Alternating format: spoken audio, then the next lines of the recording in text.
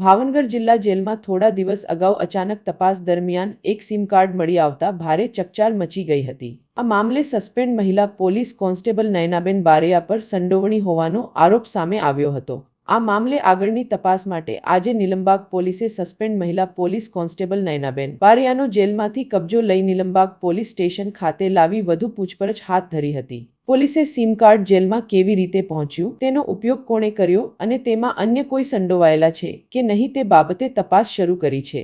Police દ્વારા મામલે કાયદેસર કાર્યવાહી આગળ વધારવામાં આવી રહી છે।